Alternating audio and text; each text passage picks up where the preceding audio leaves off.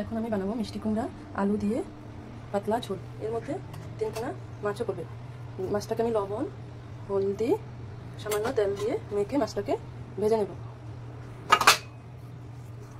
তেলটা গরম হয়ে আসলে আমি মাছটা ভেজে নেব।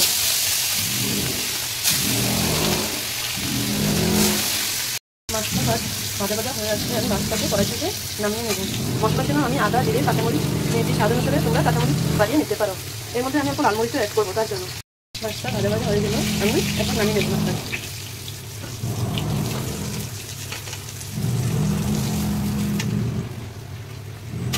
তেল গরম হয়ে আসলে আমি তেলের মধ্যে 5 ফোড়ন দিয়ে দিলাম।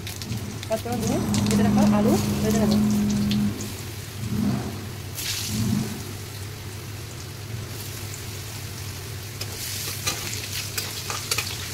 ভাজা ভাজা হয়ে গেলে তারপর ডাটাগুলো দিয়ে দেবো।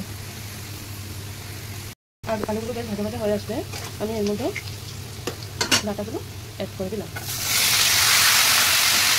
আমি লবণ অ্যাড করে দিলাম, পরিমাণ মতো লবণ, পরিমাণ মতো হলুদের গুঁড়া, পরিমাণ মতো মরিচের গুঁড়া দিয়ে ডাটাগুলোকে ভাজিয়ে নেব।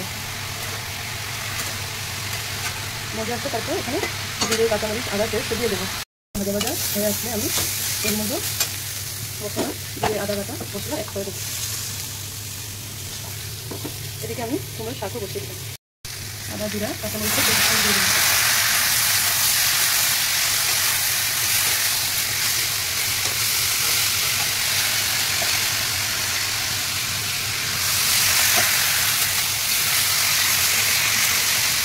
একটু মরিচের গুঁড়ো দিয়ে দেবো।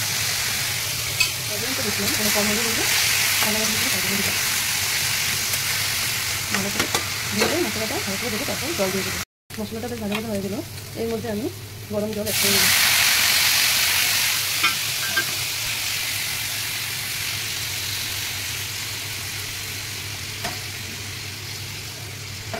জলটা দিয়ে চলে দেবো। ব্লকটা চলে আসলো বন্ধুরা, এখন আমি মাছটা দিয়ে দিচ্ছি।